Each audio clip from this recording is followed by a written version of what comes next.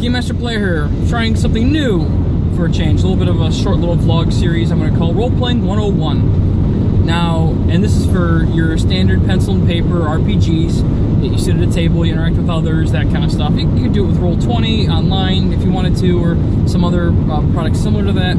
Or it's really meant for, I sit down and I talk to people and I roll dice and I play games and you know, things like that. So I'm going to go from right now the angle of some players first. I've been doing a lot of Dungeon Master, Game Master, stuff like that, but I'm going to go from the angle of some players. And I don't remember if we've done a series like this before or started, but, you know, hey, let's give it a shot. So as a player, you sit down and you're going to play a game. And I know you have a character concept and you have character ideas and you want to do X, Y, and Z. You want to do A, B, and C as well. You know, there's all these things you want to do. You want to have this fantastic, unique, awesome character. But one thing that most players tend to forget, or people tend to forget in role-playing in general, is that when you're part of a role-playing group, you have to realize that, you know, it is a group. It's a group effort. It's not just an individual. It's not about me, me, me. It's about us, us, us. So part of the thing is you need to make a character that fits with the rest of the party. That's, you know, that's how it should work. You make a character that fits with the party. You make a, you know, that's, so it's not like you're. I'm not saying that you have to change your character concept or change your character class or idea because, well, there's already a fighter or there's already, you know, a pilot or whatever the game might have.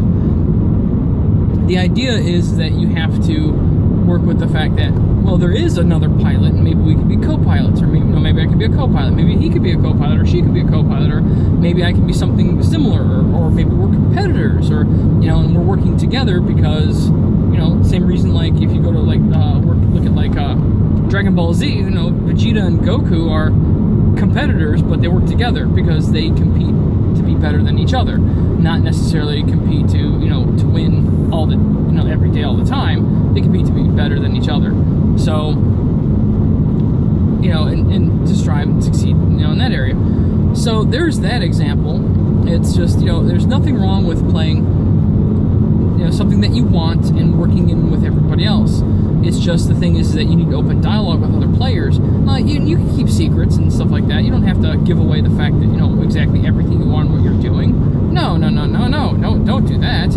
The idea is that what you need to do is you need to, you know, make sure that your character concept is going to work with everyone else's character concept, and sit down and brainstorm with other players and figure things out. And it's an easier dynamic to figure out what's going to happen in situations like that as opposed to anything else. So that's kind of the idea. Is, you know, here I've got, you know, several characters that players that sat down and worked on you know, making a team. Or if you don't have to necessarily make a team, you just have to make sure everyone complements each other well. Even you can even have characters that are almost identical, but again, you go through the competition angle, then with them competing, then yeah, absolutely, they can totally be like each other. There's nothing wrong with that. That works great.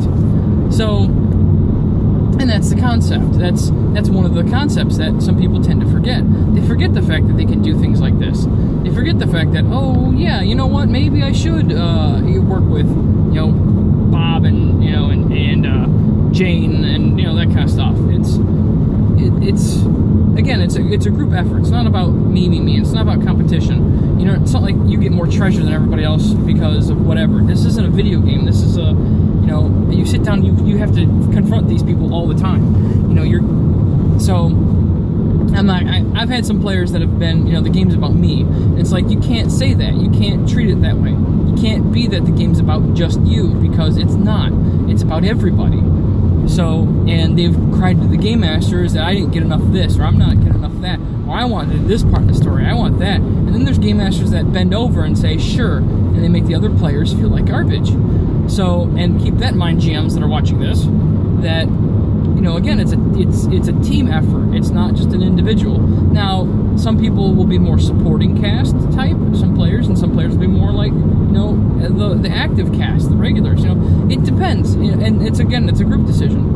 And then it also comes back to go back to your character creation concepts again. Is that check it with your GM. Really, you know, you might might think that this character concept that you have is absolutely, utterly fantastic, and the GM's like, you know what, it doesn't fit in the story. You know, or I need you to be able to do this, or I requested this, and you're not meeting this requirement. And, you know, as a player, you have to honestly go, okay, well, if my character's not going to fit in the story, then, hey, Mr. GM, I know I'd like to, you know, can you work on, or Mrs. GM, Mr. or Miss, Ms., I don't know, but hey, GM, can you make a story for a character like this down the road? You know, I really like this character concept. I really like to be able to play a character like this. And then the GM may go, yeah, you know what? I could work on a game that fits around characters like this. Sure, absolutely.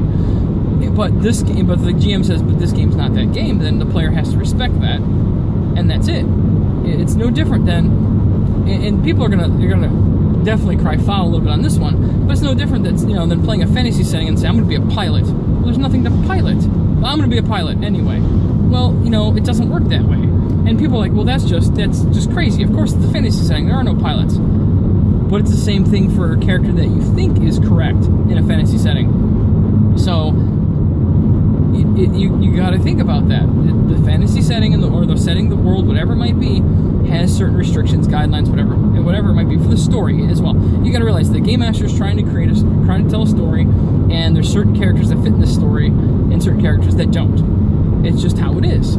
So you're not going to see, you're not going to see like, because R.A. Salvatore writes, has written a lot of different books, and you're not going to see Drizzt in a Star Wars book, are you? No, because the character doesn't fit.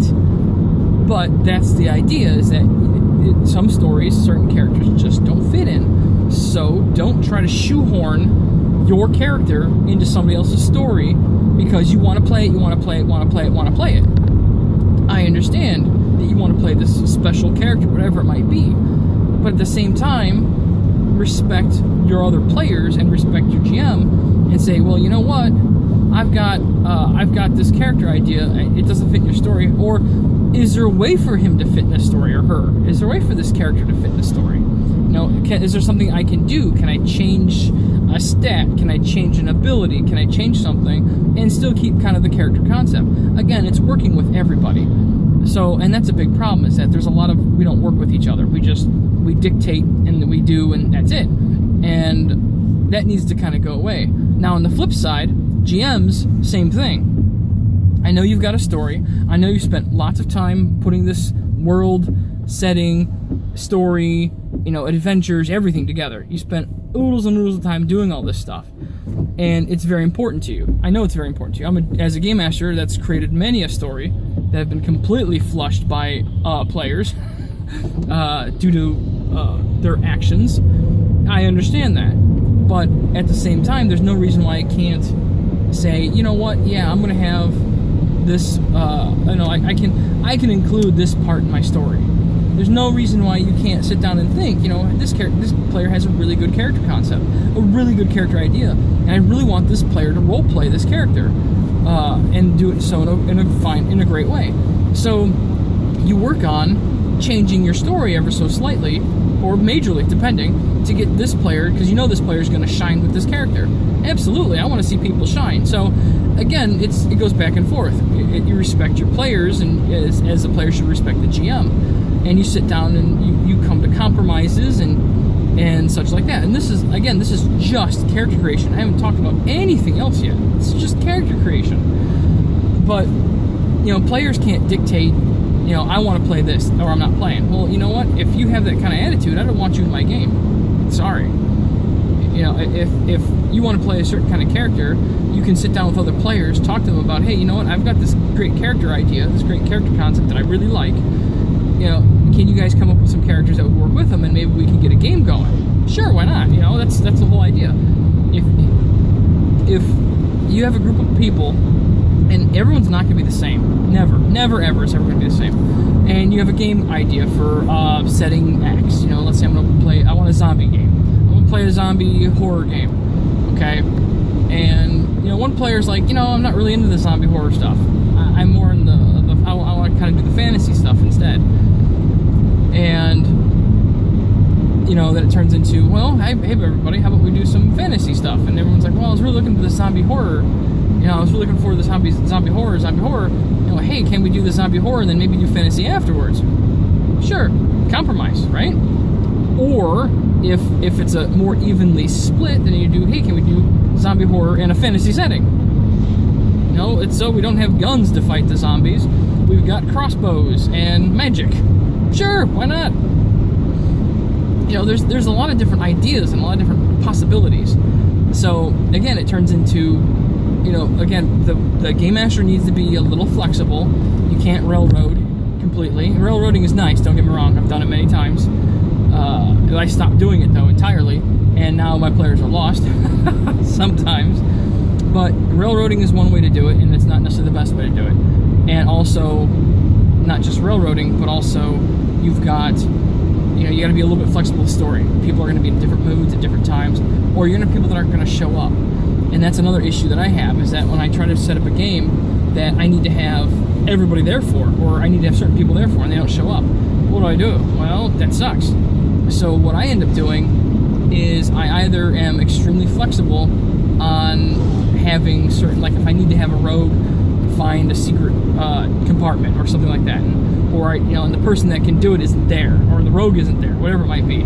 Well, then I'm going to have to find another way for that secret compartment to become visible somehow, some way. And I'll put something into the adventure that makes that door ajar, or makes that compartment open through some other form, other way. So, things like that. I'm trying to be flexible about that, because if I depend on a character to do certain things, and they don't show up for whatever reason it might be, legitimate or illegitimate.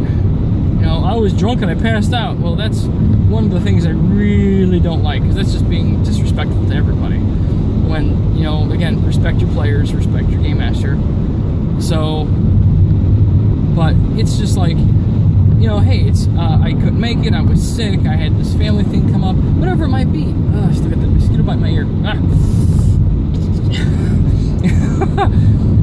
But so it's just let's work together, let's work this out, and we can get things accomplished, right? That's kind of the goal. So what I recommend doing is making sure that as a game master, you're a little flexible to where players, can or cannot be there. As players, be a little flexible that, hey, I want to be the pilot. Why do you have pilot skills? Well, in case the pilot's not here, we can still fly. Or, if the fighter's not here, I can still fight. Or I have some magic, or I have some roguelike skills. I've got whatever it might be, whatever setting it might be. We've got some of the bases covered in case the primary doesn't make it. So, and that's also a good thing to look at too. It's good that we've got one major healer, and the healer didn't show up for the game. Well, great, we got a big fight. What are we gonna do? Well, we don't want to do the fight now. Well, now I'll put the GM in a lurch, because now, hey, now we're not gonna do Mr. Big Fight that I had planned for this session. So, well, we just put the session off, and that's not fun for anybody. So let's look at the fact that we can all be a little bit flexible. All of us can be a little bit flexible. All of us can be a little accommodating, and we can put our egos aside and say, okay, look, I don't have the healer. Well, maybe I will provide potions. A box of potions or whatever is under a flagstone. Or I don't have a pilot. Well, I happen to have a droid that or some sort of robot or something that can do the piloting. Or the ship has some sort of autopilot. Or the plane, if it's a plane, there's already a pilot there that's willing to assist, that flies in with the plane. Whatever it might be, I can be flexible enough to make my story continue as a game master, and the players should be able to be flexible enough to go, well, you know what, we're going to accept this NPC to do this, or we're going to accept, this other player to help out, whatever it might be, instead of me being, I'm the only guy that can do this, whatever it might be. I'm the only healer in the party. I'm the only hacker in the party, whatever it might be, whatever game setting it might be. Now, I understand that in certain settings, it's kind of an impossibility to train some of these things. I've played a lot of Shadowrun and Cyberpunk, stuff like that. And if you're not the hacker specifically, you really have the gears or the gear or the skills to do it. And that in and of itself is usually the issue. So in situations like that, then you got to find a workaround. The GM's going to have to find a workaround, or not make it dependent upon, for this game, that this needs to be done. So That's all. You know, it's just, again, it's keep things flowing, keep things going. We all want to have fun. We all want to have a good time, and that should be the focus. That should really be the focus. So, and again, we should do it with respect with each other and our whatever roles we have. Remember, without the players, the GM has no game. Without the GM, the players have no game. So, you know, first things first, you got to respect the other side of the table, whatever it might be. The second thing is that as players, for example, you got to respect your other players. You know, I know you want to be the best badass with a sword possible, but somebody else wants to pick up a sword, and you're like, no, that's me, or bow, or whatever it might be, whatever weapon. But you know what? If having a ranged person is very important in the game, let somebody else pick up a ranged weapon of some kind. You know, let them be good at it, or okay at it at least, so they can cover for you, Mr. Legolas with the bow. You know, they can cover for you while you're gone. That's it. That's all that I'm asking. You know, it's kind of a situation. And I think bringing this to the table, this respect and this level of understanding to the table, I think changes things and makes for a better game. So, and just remember that. So I'm not sure if, like I said, I'm not sure if this is my first one in this role-playing 101, but you know, I may have reiterated a few things. I'm just throwing that out there for right now. I've seen some people get upset for some of the dumbest reasons, and I want people to understand where, you know, we're all in this.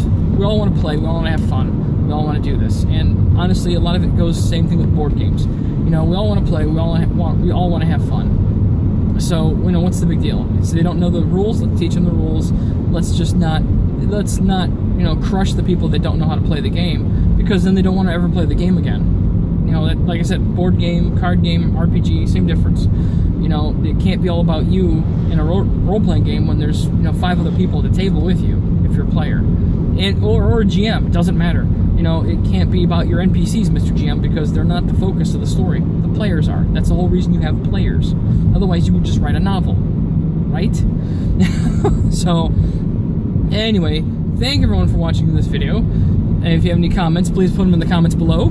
And you know, give me a couple likes if you like this, or if you don't like it, give me a couple dislikes, whatever it takes. You know, I need to know what I need to put up and what I need to not put up, and you know, again, just growing and learning. So thank everyone, and I will see you in the next video.